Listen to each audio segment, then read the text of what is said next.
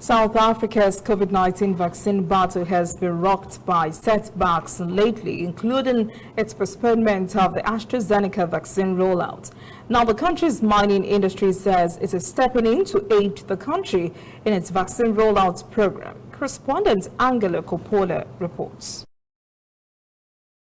The scale and reach of the vaccine rollout is the biggest ever undertaken in South Africa, affecting over 40 million people. And all business sectors in the country are involved. I'm immensely encouraged by the positive sentiment from the mining industry as expressed by the Minerals Council towards the vaccine rollout. Mining companies are well placed to support the vaccine program given their experience with managing tuberculosis and HIV amongst their employees. We must continue to ensure that the health and safety of mine workers remains a priority. But this must also apply to the mine workers' families. The mining sector has widespread healthcare infrastructure in place. It's needed this to battle against tuberculosis and HIV/AIDS amongst its workers.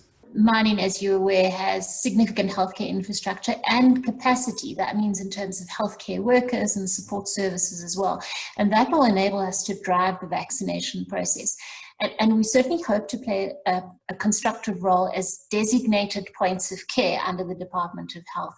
And this would be particularly important in those regions where there are clusters of mines and mining communities, but also in those sometimes far-flung regions where mining is the dominant economic activity. The mining industry contributes some 8% to the South African economy, and a vaccine rollout program driven by the sector will affect millions of people.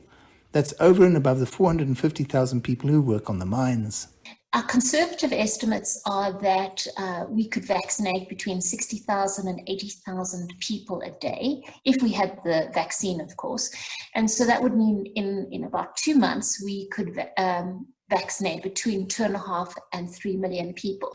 As health authorities finalise their plans for that vaccine rollout, they're going to need to call in all the resources they can find, including the mining sector and their massive health infrastructure.